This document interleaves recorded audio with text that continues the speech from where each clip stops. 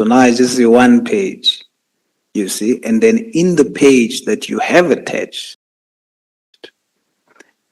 she refers to other things, other appendixes on her affidavit. Now I'm interested to see those appendixes. Now I can't see it because you only submitted one page of that affidavit that you use as evidence. So it was a question in my head. You understand? Honorable Member, I agree with you, I understand, but everything has been submitted to Mr. Romano, the complete dockets with a complete statement, and everything is in there. Okay, we don't have the complete affidavit of Colonel Portia. Nevertheless, the first page that you use that as basis to say that they started or created charges against you just because of the SOPA meeting or whatever. Is that what you're saying there? I'm saying, Honorable Member, that this team was never IDEC before. They were called by the National Commissioner. They were still police at that time. Dylan Perumal and Richard Tyler, and Sunil Baluchan were seconded to the National Commissioner's office, right? To Keshla Shitole. And they were then working with internal audit. And that is General Matlau and this Colonel Mahoga. So they used that mandate of SCOPA to start investigating everything else but FDA and related companies. When going back to watch the SCOPA, the whole SCOPA, what do you call the video? It is, if the other companies is related to FDA, their names are there. So it has nothing to do regarding any one of the other cases that Sunil Baluchan and Dylan Perumal is open. It's not just me, there's many other people. Yeah. People have just not come out. So the affidavit, the first page that you've sent, if you have a look there. What page is, sorry, annexure? I think it's KC3. Paragraph 3. It says,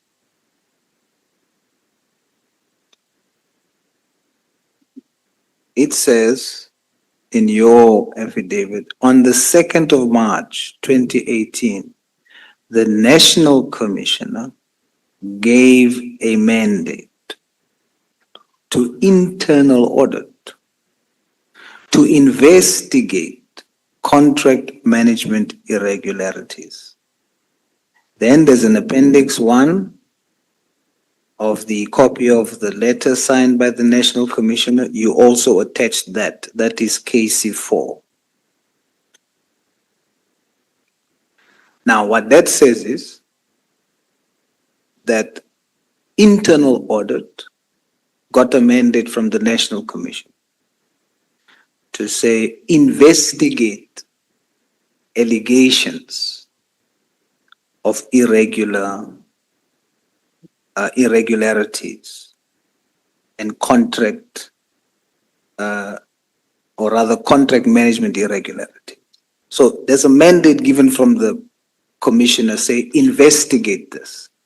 Then it goes on to say part of the projects listed as a priority was to review the alleged procurement irregularities pertaining to marking of vehicle.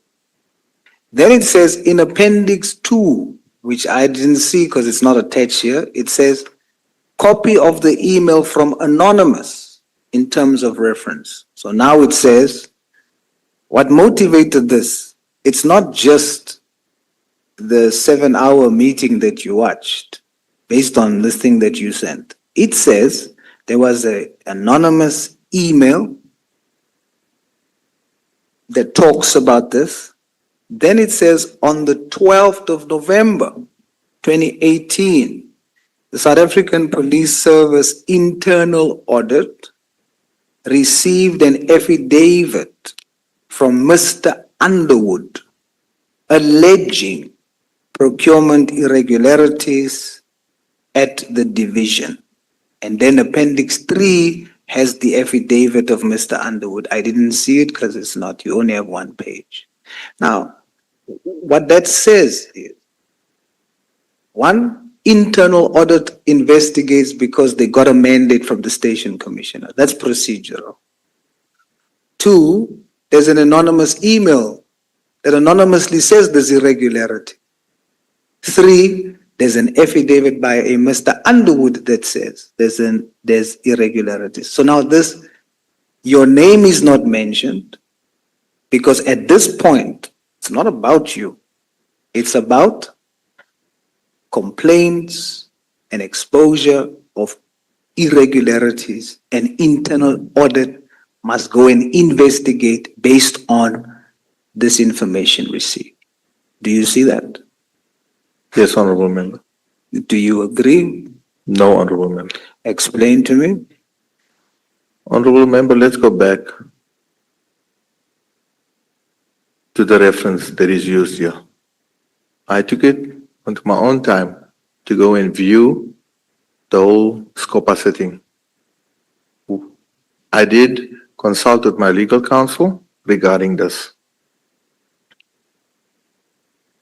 Unfortunately, we wouldn't have the time here to watch it and so forth, but this anonymous letter, it's anonymous, and now we see that it's from Dave Underwood. Who is Dave Underwood? No, based on what you've sent, there's two appendixes. Underwood's affidavit is different from the anonymous email. So these are two different things. What you sent to me, I'm reading that what motivates the investigation, not into you, into irregularities in supply chain. At the time in 2018, let's go step by step. Do you agree that at the time in 2018, when this investigation starts, your name is nowhere there? Do you agree? Honorable Member, I disagree. Okay, now you must help me because I'm looking at the affidavit that you sent to me, right? So in 2017, there's the SCOPA meeting. You testify, your name is not mentioned there. 2018, the investigation is mandated. Are you saying your name was there? Honorable Member, these members open up an inquiry case under correction on the date now, but it's prior to this letter here. And they were running on an inquiry case whereby they obtained a statement to Neil Belochan, which is in the docket that I have sent, that he visited Dave Underwood. Now, Dave Underwood is the ex-supplier of the police branding of cars. We're going back 20 years, which he disposes in this affidavit, right? Now, this is where I bring you to where I'm not mentioned here. I don't know if it's answering your question. Are you mentioned there? In 2018, is your name mentioned there? Or is the investigation for irregularities in 2018? There, what you've sent is what I want to know. No, it's not there. Sorry? It's not there. That's what I mean.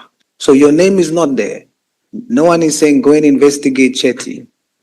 The assignment is go and investigate allegations of contract management irregularities. That's the assignment. Who must do it? Internal audit. Are we on the same page? Honorable Member, I hear where you're coming from, but this reference regarding FDA and related companies, right? This is Colonel Mahoga's letter here. No, I see it. Yes, it's us. I'm trying to go to what you've sent to me, and I'm trying to tell you what I'm reading from what you sent. And we agree, in 2018, internal audit is not investigating Chetty. Internal audit is investigating allegations. by Mr. Underwood, by the anonymous email, that's mentioned by what you gave. And I'm saying, let's go slow. Do you agree? 2018, internal audit is investigating allegations of contract management irregularity. Honorable member, in, what do you say, 2017 or 2018? 2017, 2018, yes. 2nd March, she gets the mandate. And then 12th of November, they get that affidavit from Underwood. Now they go and investigate the allegations. I just want us to, are we on the same page there? They don't go and say, we are going to investigate Chetty. They go and say, we are going to investigate allegations of contract management irregularity. Then they must come back after the investigation. Then they will know who's involved. So it's most now a step-by-step process. So do we agree that 2018, the investigation is go find out what's happening here? Honorable member, I disagree. Let me explain. But you must do it quickly now because we're stuck on this point. Okay, I hear you. Because I want to give you a fair Okay, opportunity, yes. but now Yes, I you're hear you. dragging it. So you must quickly tell me, why do you say you were not involved there in the beginning? Your name was not involved there, not in the SCOPA meeting. In the SCOPA meeting, the discussions was about the irregularities. That was what the 7 hours was about. Now they come, they say, go and investigate these allegations. There's a mandate for internal audit, and there's an anonymous email, and there's an affidavit from Underwood. You use this now and say, go and investigate whether there's any truth to this. Honorable member, letter comes from General Sitole to investigate FTA and related companies. The reference that is used is going back to SCOPA on the 29th of November 2017. From my understanding, my understanding, they deviated from going and investigating FTA and related companies. What they did, they used this letter or this mandate to go and investigate everybody else but FTA. Okay, that's a claim that you are making, that's fine. But the point is, whether it's FDA but they went to go and investigate contract management irregularities. And they don't go and investigate Chetty in 2018. That's what I want to get at. They're going to investigate an alleged issue. You see, honorable member, I hear where you're coming from. No, you mustn't hear what I'm saying now because we must move from this point. Yes, I'm losing time. You must say, number one, you're not part, your name is not there. You testify. They're going to investigate an issue, and that investigation of the issue will reveal names. Do we agree there? Honorable member, they did not start investigating me in 2018. They started in 2017 based on an inquiry. When they got this letter. That's not here. Yes, unfortunately it's not there. But now we must deal with what you told me. Yes, yes. You can't now do what you're doing. I took it on good faith, what you gave me. So what you gave me says, they went to investigate an issue.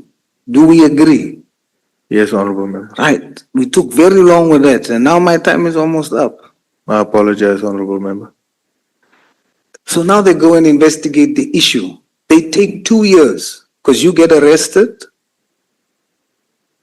In 2020. 2020. So 2018, 2019, 2020, they've investigated. They now come and say, Chetty, the internal audit comes and says, we're handing over now. This is what we've discovered. Chetty and others are involved in this issue. It goes from internal audit to IDEC, NPA, whatever. It was, sorry, honorable member, it was at the police at that time, the SAPS. Whichever way, but I'm saying internal audit is now saying this is what we found. Yes? Yes, honorable member. Now that they say this is what we found, now that's where Chetty appears. That's now where internal audit is saying there's merit to these allegations. You guys now go and you investigate. Now that's where your problem starts. With when they investigate, they arrest you. And when they arrest you, it takes 2 years.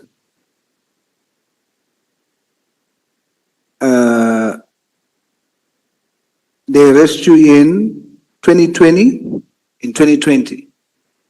Yes, honorable member. And then you receive bail on the 5th of June 2020. Yes, honorable member. And then accused 1 to 22 appears on the 29th of September 2020, and the prosecution asks the court for time to conclude investigation. Yes? Yes, honorable member. And then after that, the court grants them 6 months to conclude the investigation. They then come back on the 25th of March 2021. When they come back, this is when you testify the court strikes this thing off the roll because the state comes back and says, you gave us 6 months to close, we ask for 6 more months or 7 more months on the 25th of March.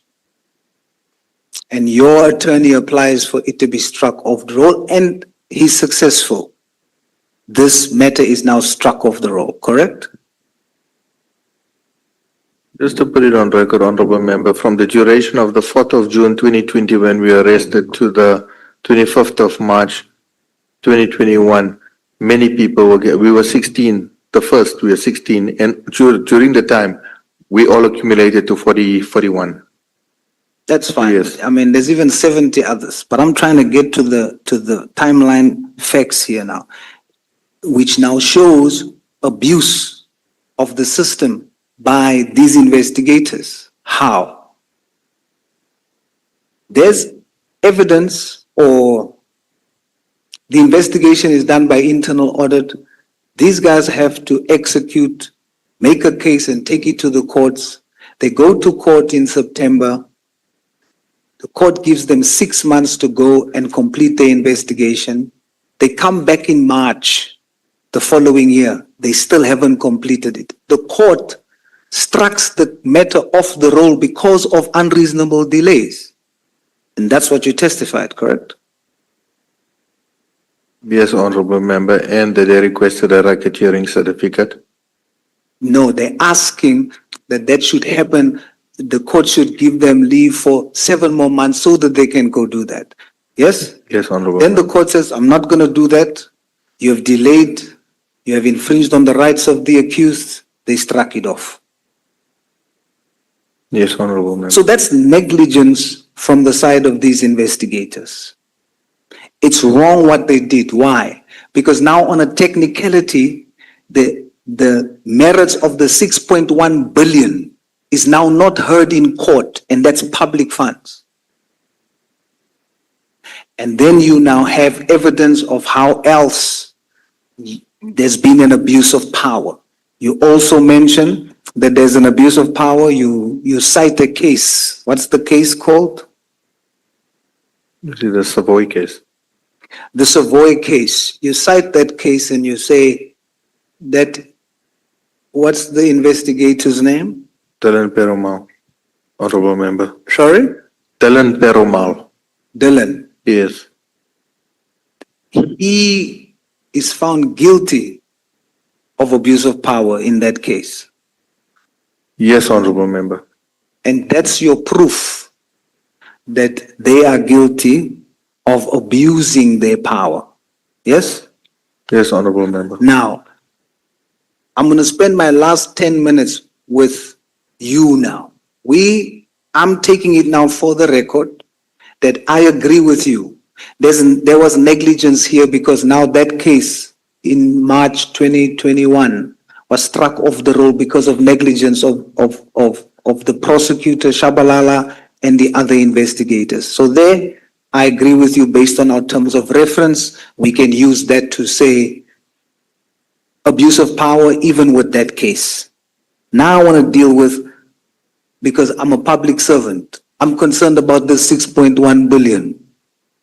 That case that to date has not been heard.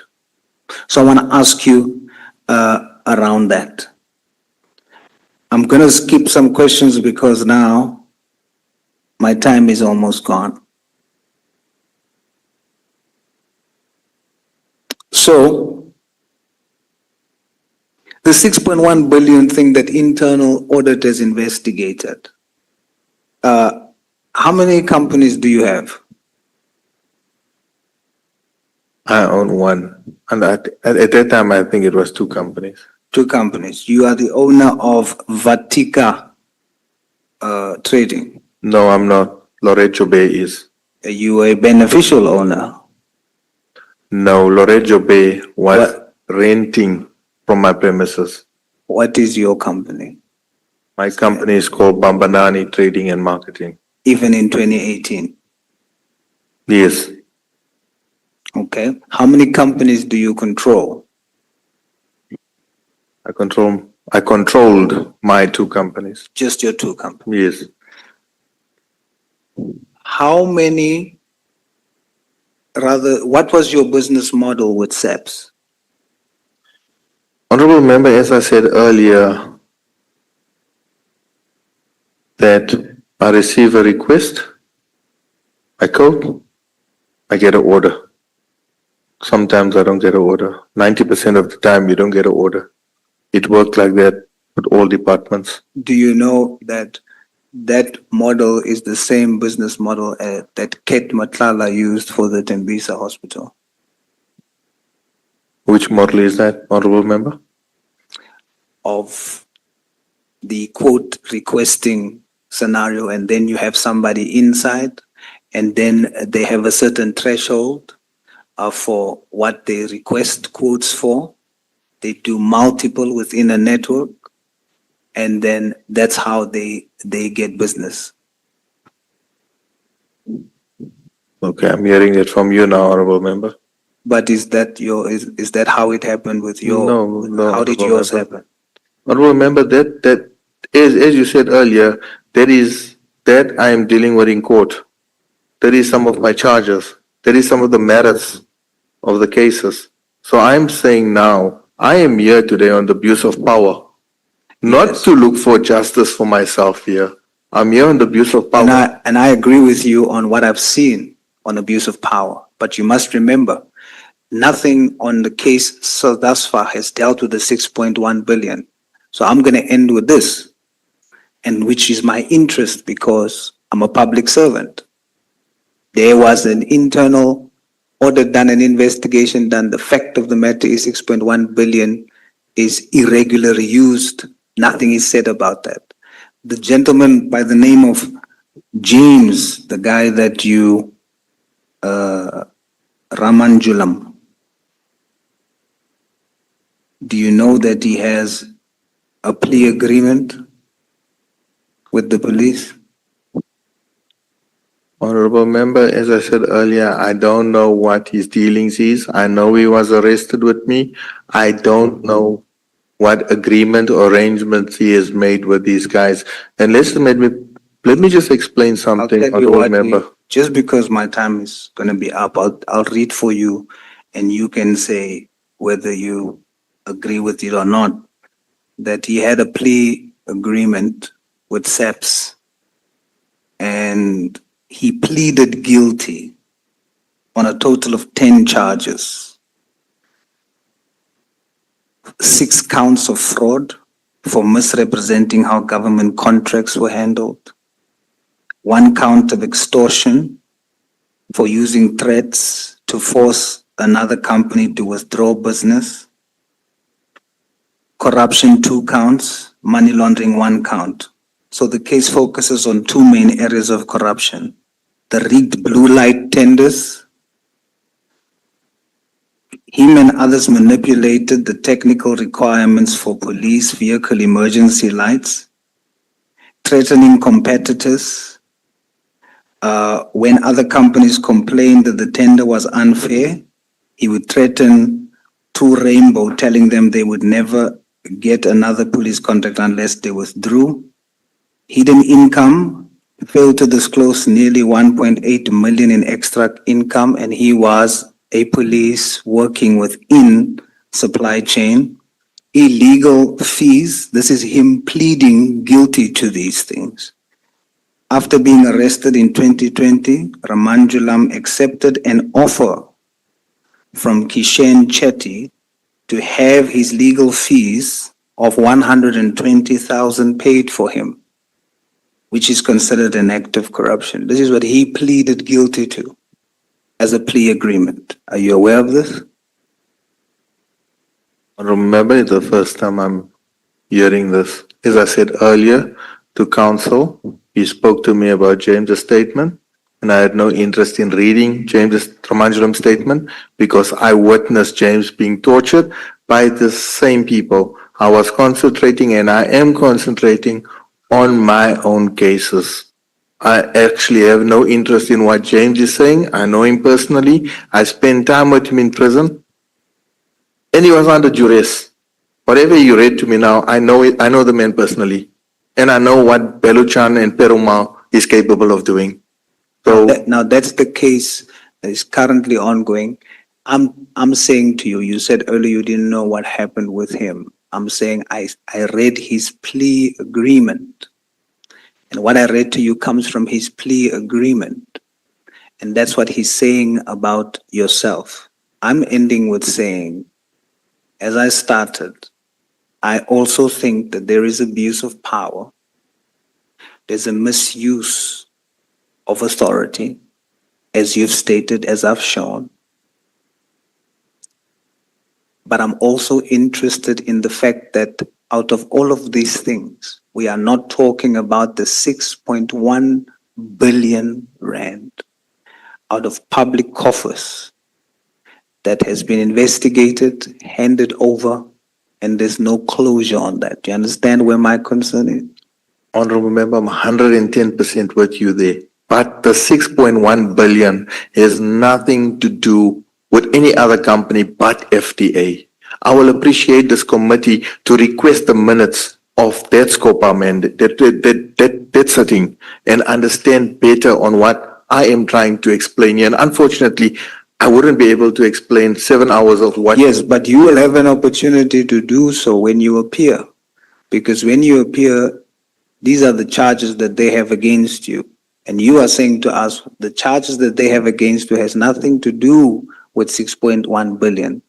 Either way, I don't know you, I don't know the investigators. What I do know is that there was potentially contract management irregularities to the tune of 6.1 billion. And the charges are against you, it's against 70 other people. I'm interested in what happened there. So you should be satisfied Thank you that so you much. have the abuse. Thank you. I've seen it, but also there's no answers yet to 6.1 billion that they are saying you're involved in. Yeah? Yeah. Can I please? Yeah, he does no longer have time. Honorable When he had time, he mentioned it that he is worried that his time is running out. And when his time runs out, that is the moment he puts his foot on the accelerator. Aye. But because I'm the benevolent chair, I'm going to allow you to respond. It is because of him, Chair. But I wanted to be fair to him and not make him feel suppressed. He took 15 of my time. Okay. I appreciate it, Chair. Thank you. Honorable Member, if you look at the date of the 6.1 billion, right? And you look at the timeline, as you said, when the SCOPA mandate was given in 2017, talking about the 6.1 billion, not even the branding case was running even for 3 months at that time. Are you with me, Honorable Member? I'm just trying to prove to you on the timeline. 2017 November, right? The branding case was only given under correction in September 2017. This mandate from SCOPA comes in November, September, October, November. Just a maximum 3 months. So this has to do with FDA. And recently I've seen in news that FDA has been paying out a lot of money from the police for no reason. Chair, this is a very important point, because when my colleagues asked, why are they after you? You see, when they say, why are they after you? You couldn't say they're after me because they will benefit in this way. Are you now saying with that testimony, the way I hear it, that they want to pin FDA's stuff on you? So if you arrested or the 70 others is arrested, then FDA is off the hook. Is that what you are submitting? Honorable Member, that is basically it, if you look at it. Why like that. didn't you say that earlier? Because being detained so many times, I cannot say. Thank you so much. Honorable. Thank you, Honorable Sols. Thank That's you. just an allegation, Chair. Mr. Chetty. Advocate Arensa. Thank you, Honorable Chair, Honorable Member. Just a few questions. Now, if you look at your annexures and you have given us selected portions of the charge sheets, but what is apparent from them is that you are either accused number 1 or accused number 2 in these various matters. Is that right? Yes, Counsel. So that seems to indicate that you certainly, according to the allegations, played quite a leading role in various charges which we see from the charge sheet involving theft, forgery, uttering, those and corruption, which are the charges that you face. Is that right? Yes, Honorable Chair. Now, I'm going on the questions. The first question or inquiry was from Honorable Skosana, and the other one now more recently from Honorable Sols. Now, these charges, again, just looking at the extracts that you've provided to us, involve fraudulent BEE certificates. You're aware of that? These are the charges. Yes, it has been disclosed in the.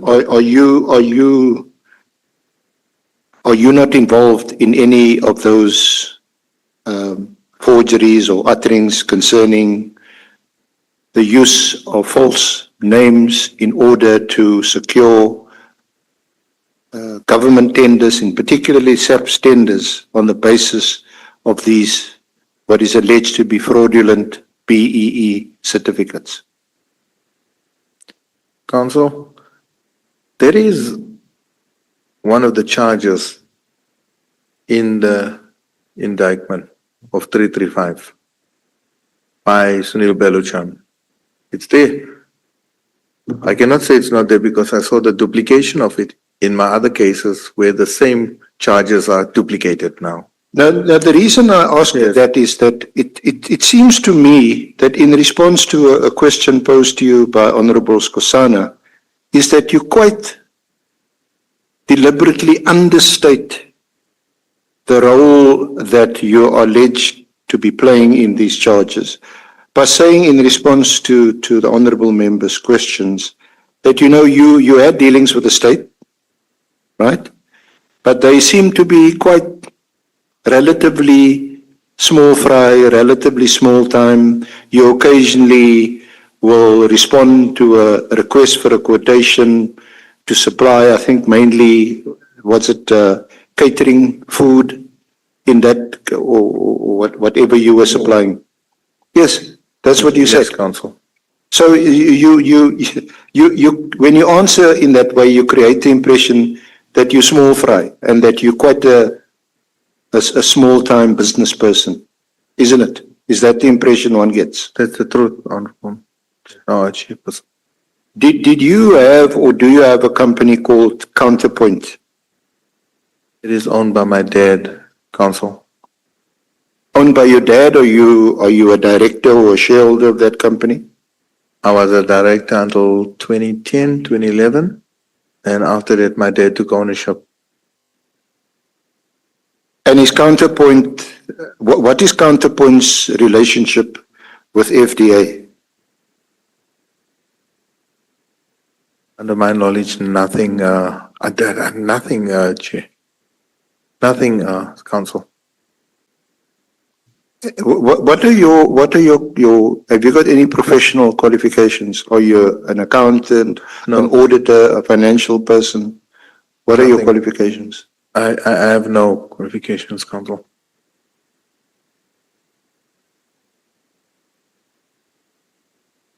Is it the case that you control some 30 companies Council, there is one who of were the, trading, or which were trading with the state in securing tenders? again, Council, I never received a tender, right? On my name. Yeah, I'm Never, talking right? about these entities. Some of these entities are mentioned in the charge sheet, the 335, the big case, where some 30, there's 40 odd persons, natural persons, and again 30 odd entities. Council, that is what we are dealing in court. That is the merits of the case. That is one of, couple of the charges that is in the docket that we are challenging now in the High Court. Well, I'm not even getting to the merits of the case. I'm asking you the names that appear from a charge sheet that you've annexed to your affidavit. And I'm asking, are you connected with any of those companies that are mentioned on the charge sheet? You're not going into the merits of the case. Council, yes, my ex-wife had a company. My cousin had a company. But now we're talking about not tenders, you're talking about 50,000, 100,000 orders every maybe 6 months, 7 months. So yes, I know the other people in these cases. Yes. It's family. It's always family, either your father or your cousin or your, what did you say, your sister-in-law? No, my ex-wife. Oh, sorry, your ex-wife. Okay. Were two of these companies called Vatika and Goto, KGOTO? Council, Hotel Trading is owned by a person by the name of Kumarasan Pritvaransh. He's the owner of the company. I was never director of any association with business dealings with this company. Vatika Trading is owned by Loreggio Bay. She's the owner of the company, and she is one of the companies that had the branding contract. So these companies that I've mentioned, or some of them, nowhere near the 30 odd that's in the charge sheet, you at least know the persons involved in those companies who either own those companies or are directors in those companies. You at least know them. We obviously can't verify this evening that you are in fact a director or were director in any of these companies?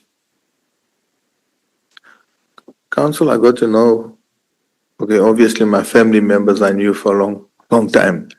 But the other people, I got to know them in 2020, we're 2026 now.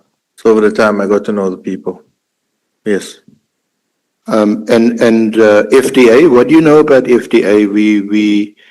Honorable Souls mentioned an exorbitant amount of 6.1 billion. We also know in relation to other witnesses that have appeared here that the name of FDA crops up repeatedly. Council, the first time I saw anything with FDA is when I saw this letter in our docket that we received when the case was struck off the roll. Nah? So I then took my initiative of watching it and then did start doing my research on who FDA is. And then I realized this is the company that's been getting a lot of contracts from the SAPS, Forensic Service. I noted that. And they've been getting paid a lot of money. So again, yes, honorable member explained to me to the end of my time with him that yes, they used this FDA mandate to make it look as if they are dealing with FDA, but it was not. FDA was never ever dealt with on the SCOPA mandate. Nothing was ever done. Business goes on as usual, and I am aware they're getting paid a lot of money on recent news articles that I've seen. I don't know anything about them. Yeah, you're talking about the SCOPA of 2017. We also know we led evidence that presentations were made, I think by IPID in front of SCOPA. But subsequently, we also know that there were forensic audits that were done. And it's on the basis of these forensic audits that, amongst others, FDA were implicated and are currently also facing charges.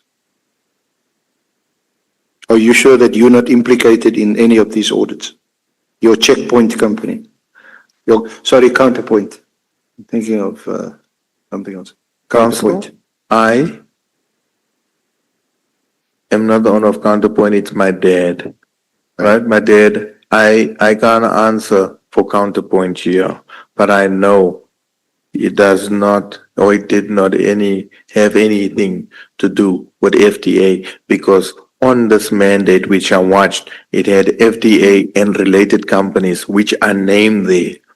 So it has nothing to do with my dad, from my understanding that I watched the whole briefing of the SCOPA regarding this mandate. So all of these things that we are discussing and which we can't get to the bottom to, you're all watching it from a distance, from where you're standing, but you are either accused number one or number two in in these cases. Yes, Council. Okay.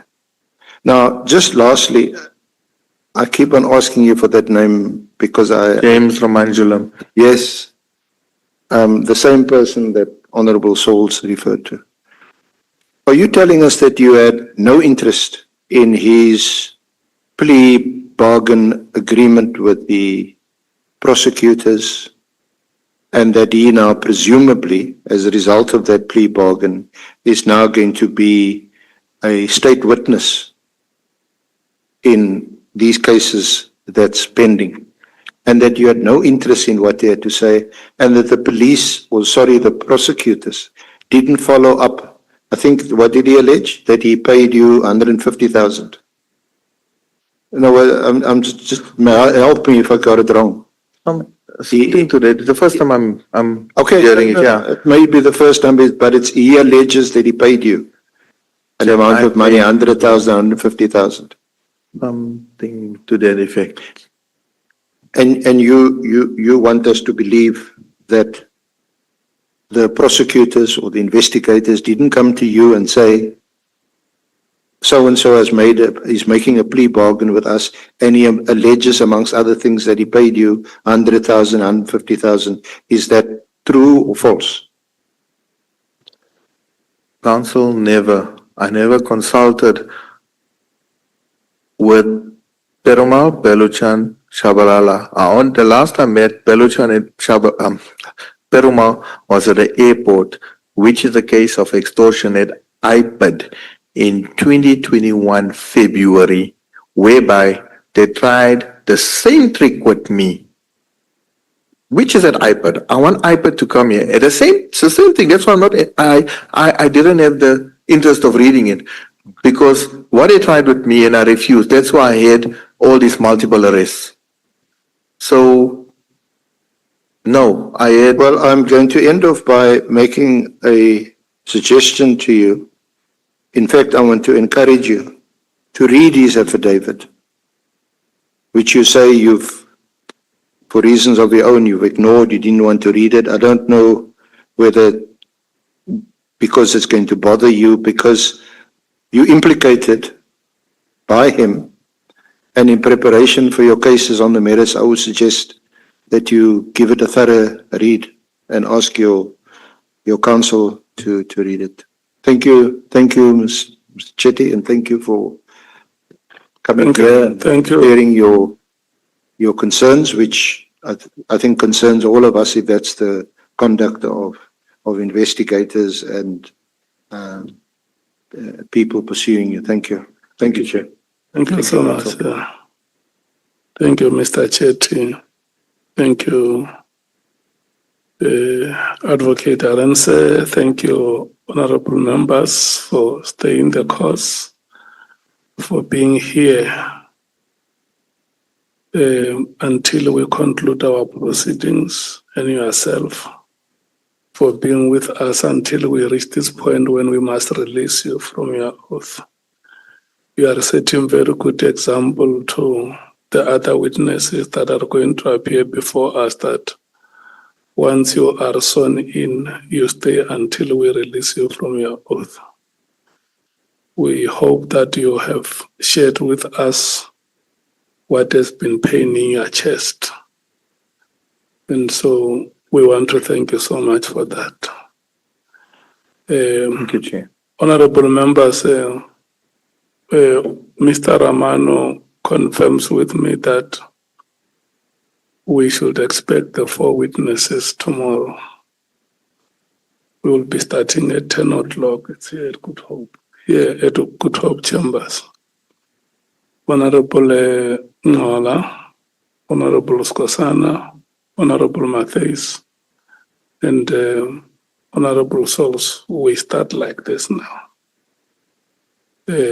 Honorable Nombalo has been appointed the Secretary General of the Mkondo Wesizwe Party. So, as a practice, what is your congratulatory message? Say it here so that he hears you. He does not hear from gossip.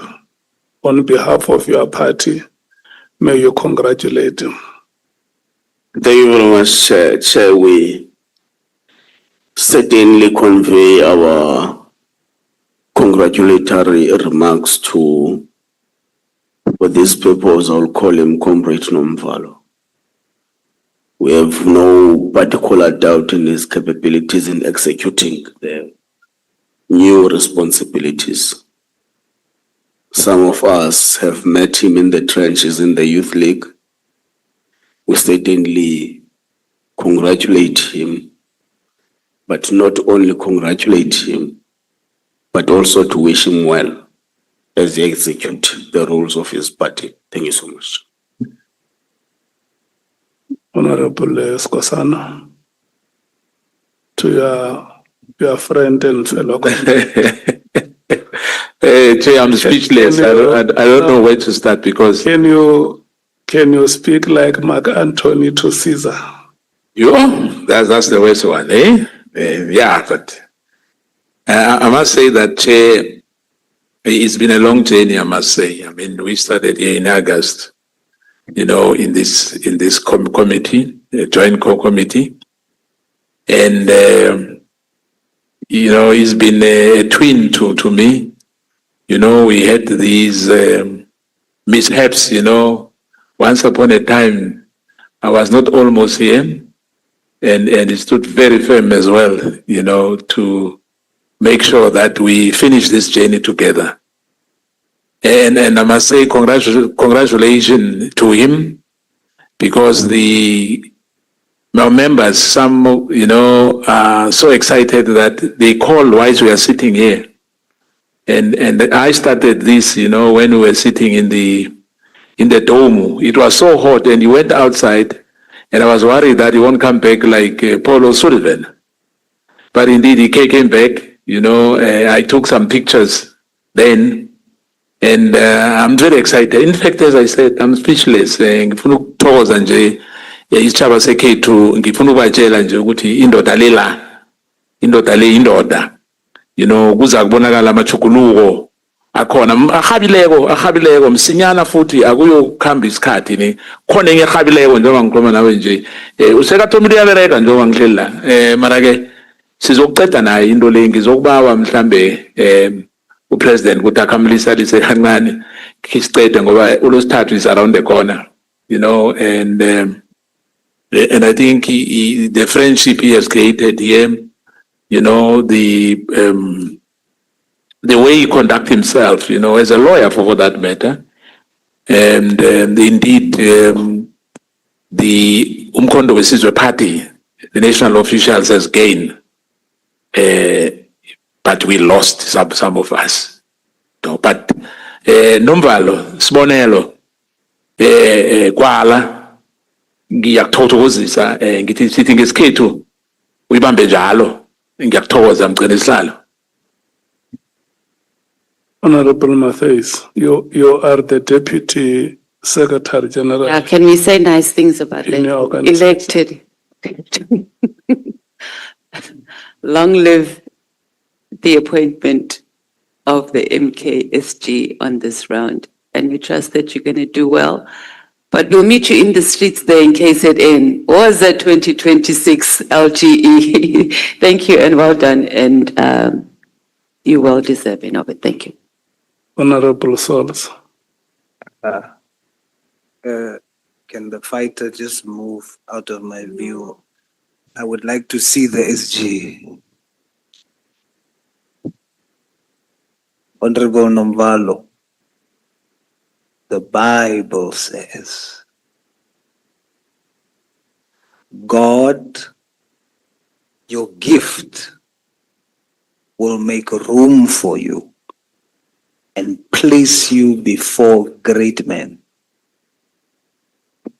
And I want to congratulate you because you are where you are because of your gift and the sacrifice that you've made. You started a law firm, gave it up at your home, and you took upon the vision in the MK party. Then you didn't know today, but your gift made room for you. You are an astute jurist. You are a great mind. We don't have conflict, you and I. I don't see it as conflict. I see it as friction, because you are iron, I am iron, and iron sharpens iron. So every time I rub up against you and you rub up against me and we've got friction, we walk away sharpened. South Africa is blessed to have you as a young leader. We pray God's blessing over your future. As your fellow colleague and MP, I am genuinely happy for you. Congratulations and all the best and all success over your life. Honorable Nomvalo SG. Halala. Thank you. Thank you so much. No. He had a response, Chair. I want to hear the response for the record. And now he will respond. No, not the actual response. He said something. The new SG needs No, bigger water, Shem. No, Let him say what he just said, Chair. Honorable Nomvalo, Chair, he said something. we have worked together in this committee and instilled a sense of loyalty. that has graduated to a family level. Sitting here as the chairperson, I no longer regarded any one of you as a committee member, but as part of my family. And this is a very important step on your part. I have been a secretary before. I served 2 non-consecutive terms as a secretary of the African National Congress, and I had also served as a secretary of the South African Communist Party. The position of the secretary requires you to be the personification of your organization and a custodian of its values and principles. I want to refer you to a statement that we once made here that Walter Sisulu, when he was interviewed and asked what made him one of the best secretaries general of the ANC, he responded by saying that the day he was elected, he took Walter home to the Sisulus, and to the ANC, he took a secretary general. I will also want to advise you that take Nomvalo home, Sibonelo home to the Nomvalos, and give the MKP the secretary general that it desires. We want to wish you well in your new responsibility and hope that you will continue to be calm, composed, and calculated in the decisions that you take, and committed to the role that the organization has given you. The work of the secretary is not an easy work. Those who know it, most of them, they call it a thankless job, because you work as the secretary and build the organization when most of your comrades are deployed in government. And when conference comes, they unelect you from the position. So we want to wish you all the best. Have strength, courage, have that resilience, and make your party grow. Thank you so much. We will give you this opportunity to give your replies. No, thank you very much. That was very profound. And once again, thank you for instilling the culture of political maturity. It's a culture that we must infuse in the DNA of our politics. We might be coming from different organizations, but we commonly come from the same African value system. And we must always embrace that at all times. So politics must not get into our heads. Politics must never spoil our humility. Politics must teach us that the only thing that we differ on is our perspectives, and it ends there. Beyond that, we are human beings. We share the very same values and systems. So I appreciate that, Chairperson. And I always regard leadership as not a right, but a privilege. So this is an invitation to a very huge task. It's not a right, but a privilege. It's a calling to which I must respond together with the collective that I will be executing the organizational task with. So in those few words, I appreciate these profound words. They are going to make a serious impact on how we approach the responsibility that we have been given. Thank you very much. Thank you so much. Can we give it a round of applause? Yeah. Chair, now he must say what he said earlier. I want to hear it for the record. When we get out here, you get Honorable Skosana Oh, closer to you. Don't He be will like tell that. He said it already. You didn't hear What it. did he say? That's what I'm trying to get to at. Honorable Nomvalo, Honorable Sol says there is something you said after, For the record. so he wants to hear what you said.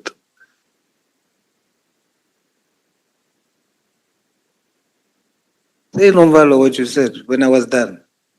Put on the mic and say, Nomvalo. So, Say what you say. so honorable members, Say it on the mic. Say it on the mic. Say it on the mic.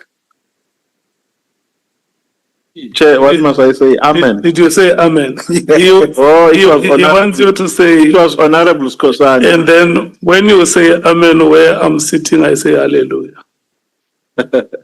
Praise the Lord. The omnipresent God.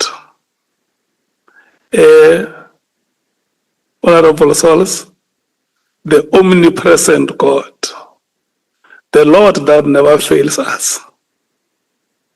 You see, these are his manifestations.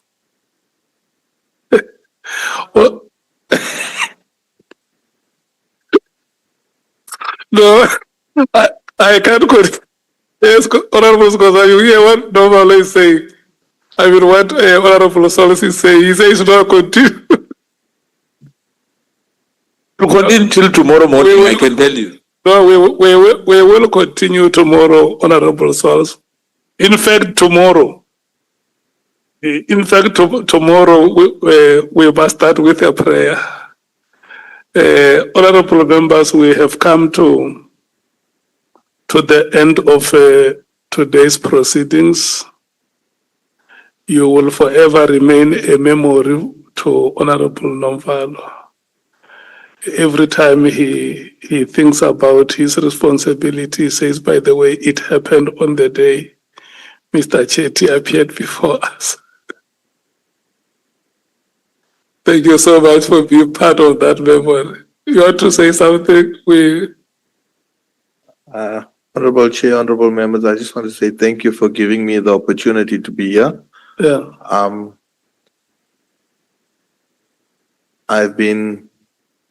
We've been going through a lot of abuse, and I appreciate the opportunity to ventilate Okay. a lot of my issues. Just thank you again, Chairperson and committee. Thank you. Thank you so much. Advocate Arens, do you want to say anything to Honorable Nomvalo? Congratulations, As a village elder, Chair. Yeah. congratulations to Honorable Nomvalo, and thank you for helping us lead the evidence on the committee for the past few months.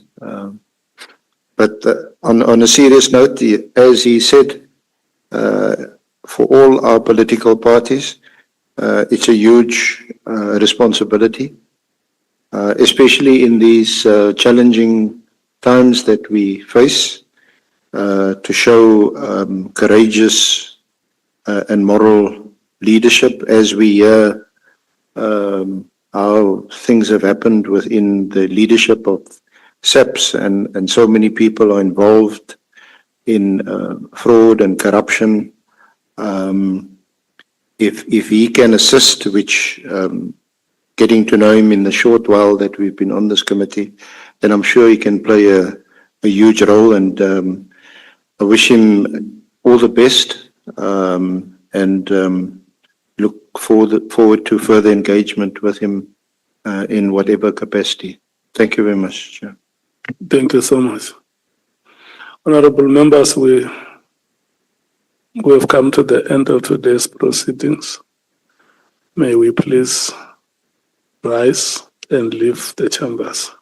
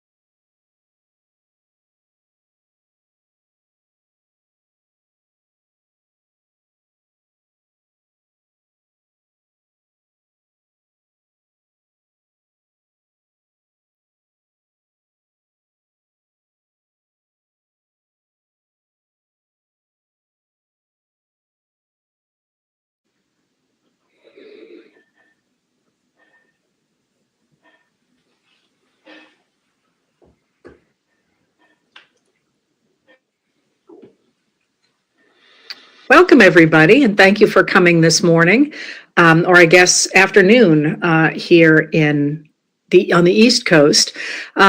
I'm going to give you a little bit of time to let some people come in from Facebook, although Christian's here from California, so we're good to go on Facebook as well. I'm very pleased today to have with us Representative Jim Himes of Connecticut, who is the ranking member on the House Intelligence Committee. And ranking member means that he is the top member of the opposition party, so in this case, the top Democrat on the House Intelligence Committee. And it seemed like a very good day to talk to Representative Himes, in part because our minds are everywhere, from, Iran to Ecuador to Venezuela to whatever on earth is happening between the United States and the European Union. In fact, there's an awful lot going on at home as well. And it seemed like Representative Himes would be a great person to stitch those two things together for us. So welcome, Representative, and how are you doing up there? I'm hanging in there. It's been quite the roller coaster. Never a dull moment in the Congress of the United States. Is there, just out of curiosity, before we get into what all of this means for those of us on the ground, is there a different feel to the Hill now after the military strikes on Iran than there was a week ago? Yeah, I think there is. There's an apprehension.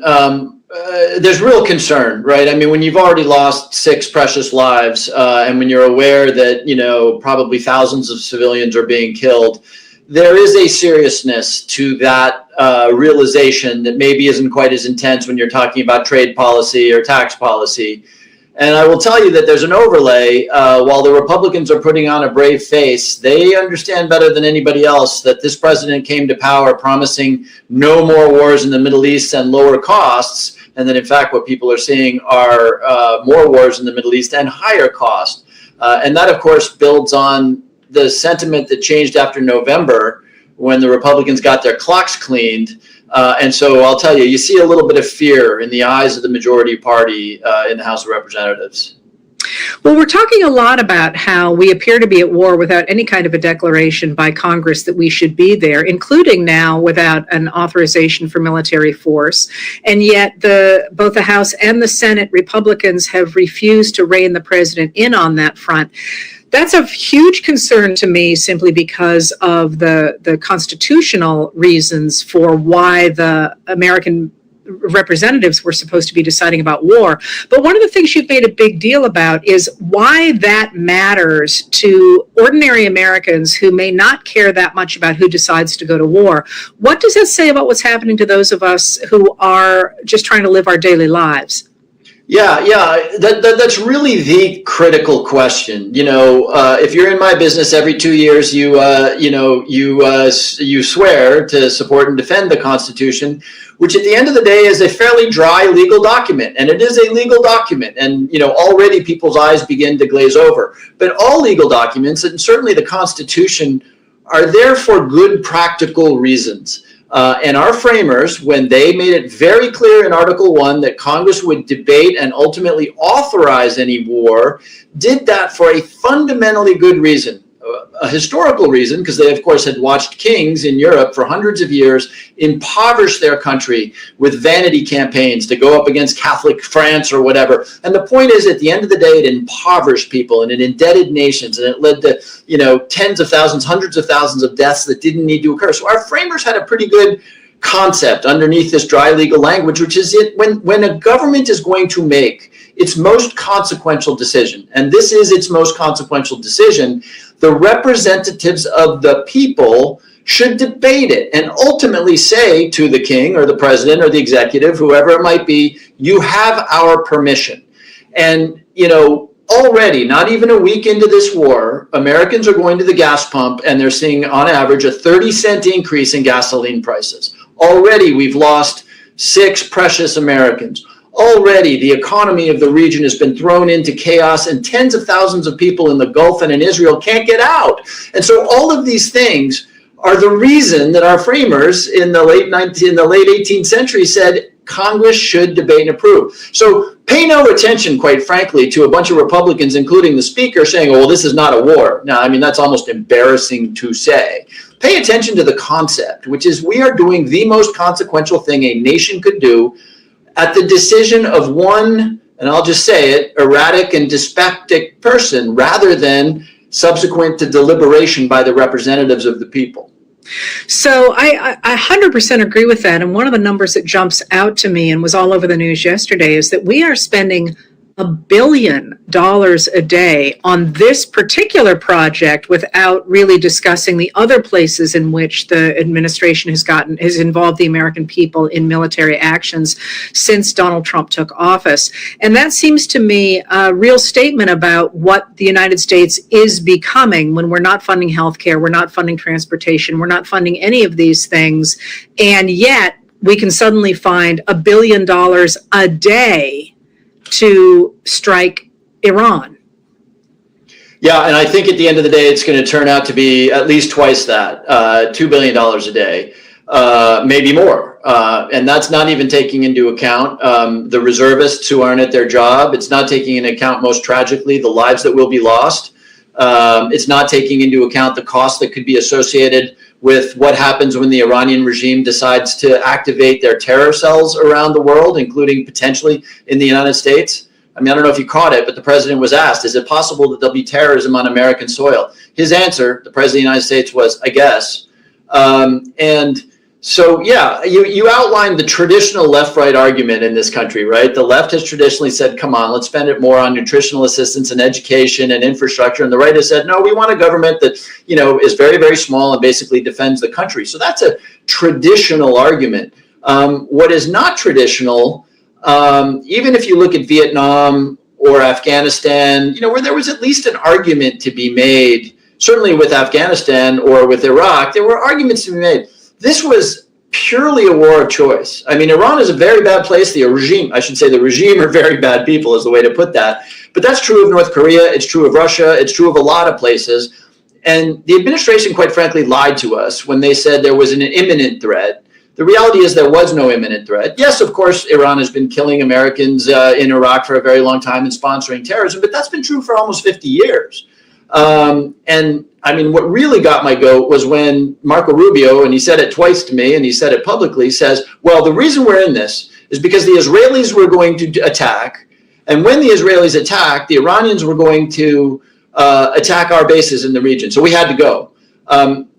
You're a historian, so you know that wars start when decision makers start saying, I don't have a choice. World War I is probably the best example of that. And Marco Rubio's elaboration is basically saying that we're like Liechtenstein. We are reactive, passive observers instead of the most powerful superpower that has ever stood astride the globe. Apparently we're incapable of saying to the Israelis, over whom we have some leverage, guys, hey, cool your jets, or saying to the Iranians, if the Israelis go in and you attack us, it's the apocalypse for you. So anyway, the whole lead up to this was pretty mendacious and deceptive. And layer on top of that the fact that the Congress did not authorize it, and you've got a really ugly situation. Well, let's play that one out a little bit. And let me start with the question that is coming up, especially on the American right. The anti-Semitism that has come out of the idea that Israel dragged the United States into war has me really very frightened. Is that something that you want to talk about at all, where that could be going? Well, I'll tell you, that was probably the first thing I thought when I heard Marco Rubio elaborate the argument that this is basically driven by Israeli decisions, which is embarrassing for the United States to say because it's not true.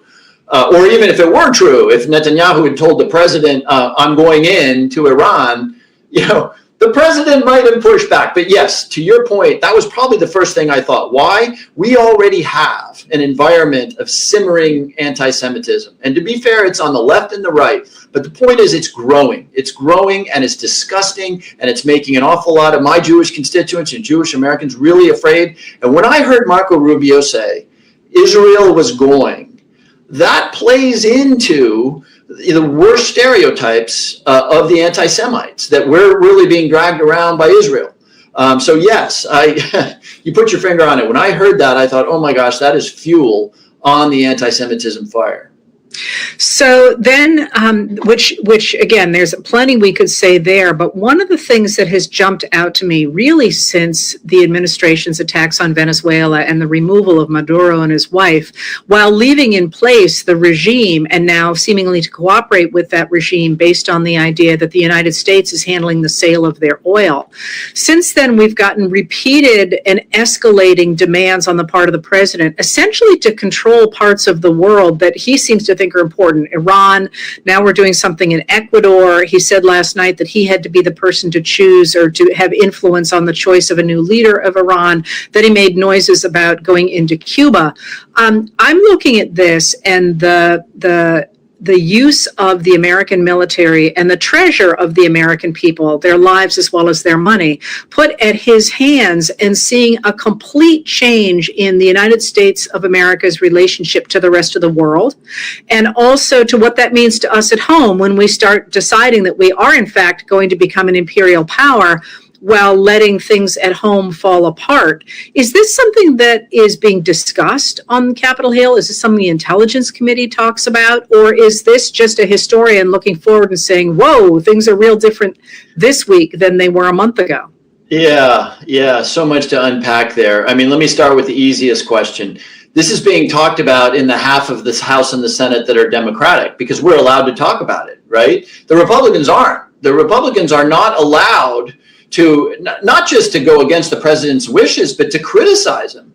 I mean, we got a case study in this. I don't want to spend too much time on this, but we got a case study of this last week when Dan Crenshaw, rootin' tootin' Texas Republican, 96% MAGA, loses his primary because he's not 100% MAGA. And so the president endorses his opponent, and boom, Dan Crenshaw, decorated Navy SEAL, veteran, hardcore right-winger from Texas, is gone. That's the dynamic. So the answer to your question is yes, that's being talked about in the Democratic half of the House and the Senate. But in the Republican half, again, they are still very much of the mind that whatever the president wants, the president gets. To the more substantive question that you ask, substance. The long-term damage that is being done by this this concept, it's out of Thucydides, right? The strong do what they will and the weak suffer what they must, which is absolutely the motto of the Trump administration. It's going to have generational reverberations. We're already seeing it, by the way. Our NATO allies are not really helping us in this military adventure in the Persian Gulf. Maybe that's partly because we just spent the last year humiliating them, talking to them about invading Greenland, right? We've actually spent a huge amount of money off the coast of Venezuela. We've probably killed, coming on 200 people now, to do one thing, which is to change the way that drugs are moved into our country. So what you have is this very performative thing that doesn't really do any good and does a lot of damage. And this is this president's Waterloo. Because you know what? He can walk away from Venezuela, declare victory, and who cares? But in Iran, what he said, like, oh, we're going to stay as long as, no. You just did something for which there is no taco trade. You can't decide tomorrow that you can put this genie back in the bottle. Because if you walk away from Iran now, you know, the likely next supreme leader is the dead supreme leader's son, who is more radical and more intent on a nuclear weapon than his father was. You know, maybe you have a civil war. You know, you have created chaos, you know, as Colin Powell used to say, you broke it. And you just broke something very dangerous adjacent to the routes that supply a quarter of the world's energy. So this is his Waterloo. You know, he's not putting this genie back in the bottle. Well, so how does that play out? I mean, one of the things that I'm watching very closely is what seems to me to be the mental breakdown of President Donald Trump.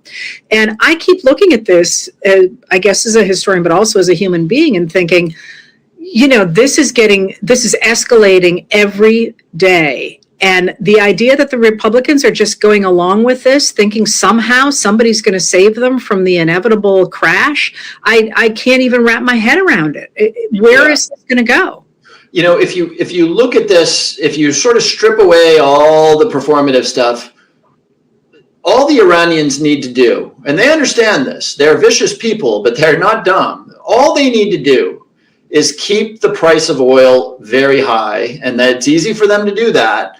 Create chaos in the region, maybe activate terrorist cells. They know that the West's ability to sustain that for a long period of time is pretty close to zero. The US, all they need to do, and now I don't have anything to say at the end of those words because the president hasn't articulated that. On the one hand, if you want to change Iran, you better be thinking regime change. And I mean, it hurts me to say those words because the only way you're going to affect regime change is with a hell of a lot of troops on the ground, and now you have a hell of a lot of troops dying. If you don't do regime change, what you've done is, and I think this is the most likely scenario, that at some point Trump realizes that he's toast, that gas is really expensive, and he just says, hey, we sunk their Navy, yay, declare victory and leave. Now what you have is you have a wounded animal. You have potentially a country that is triply committed to securing a nuclear weapon because they know that that's the only thing that will prevent what just happened from happening again. So again, there are no easy outs of this thing. And as you know, Heather, our problem in the region has always been that nobody has ever had a good answer to the question of how does this end? Is there anything that ordinary Americans can do to weigh in on what's happening, or is there something you would like to leave us with before you go back up to the office? Yeah. You know, look, we're in this thing, and so you know we could spend a lot of time crying about the spilt milk of no congressional authorization. And it is up to the American people. And I would have thought that we might have done this after Afghanistan and Iraq, but it's up to the American people to finally decide whether they like this idea that presidents can act militarily without the deliberation of their representatives. It's up to the American people to express themselves. You know, the culture war stuff, when we're arguing about, you know, transgender women on cisgender women's sports teams, the reality is that impinges a fairly small percentage. There's values involved, but it impinges on a very small percentage of Americans' lives in a direct way. But again, with gasoline prices going through the roof, with the economy likely suffering a blow associated with high energy prices, with American troops dying in the Middle East, every American needs to just remember that their political decisions and their political reasoning elects the people who are in the Oval Office and in my job, and you really got to take that seriously. You know, it may be very fun to go on, you know, Instagram and get all riled up by your favorite extreme liberal or extreme conservative talking head, but now we're talking about very real stuff. And there are obligations to citizenship that I would encourage the Americans in the context of this incredibly serious thing we've gotten ourselves into to encourage them to remember. Thank you very much. I do think it is interesting that on the 250th anniversary of the Declaration of Independence, we appear to be living the conditions that led to it. I hope it turns out in a similar way. Thank you so much for being here, and I hope we get to do this again soon. Wonderful. Thank you so much. Good luck to you. Thank you for being here, everybody.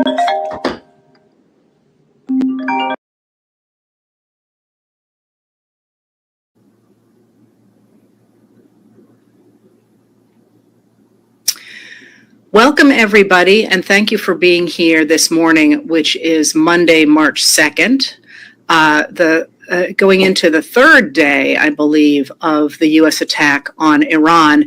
And I am over the moon to have with me today Senator Andy Kim of New Jersey, and over the moon not only because he's really smart and interesting to talk to, but because his career has been spent as doing intelligence in the Middle East and has been deeply involved in countering Iranian terrorists, and is, I think, will bring a deep perspective to what's going on.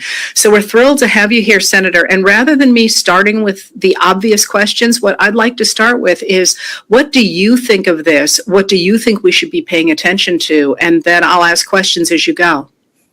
Yeah, well, first of all, thanks for having me on again. I've always appreciated our thoughtful conversations. And you're right, this is a challenge, a crisis that I've been thinking about for years now. I worked as a State Department officer, focused on issues related to the Middle East. I was in the Situation Room in the National Security Council for decisions that a president has to make about the use of our military. And when I look at this, after all of that experience at the Pentagon, at the State Department, at the White House, and then now in Congress, this is the clearest violation of our Constitution, of our government's framework of deciding when to use force that I've ever seen in my life. And I just find this to be so alarming on so many fronts. First, this is so clearly against the will of the American people. The American people don't want this. The American people have made it known that they want a government to focus on the challenges that they're facing, affordability and costs.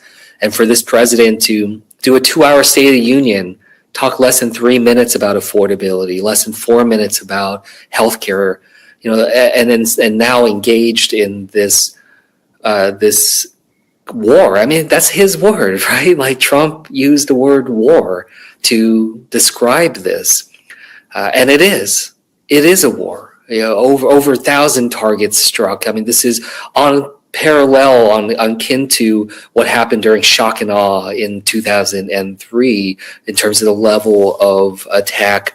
And that was a conflict that had use of military, like an authorization by Congress for that military use, which does not exist right now. Yeah, and what I fear as someone who's worked on this, I spent years focused on trying to stop Iran. I worry about what comes next year. I worry about just, what we're on the hook for in terms of the American people. Well, so that's actually one of the things I wanted to ask you about. As I have been reading the news since all this happened, what really jumps out to me, especially today, is the degree to which it appears as though President Donald Trump is sort of talking to reporters, trying to guess at what they think should happen next.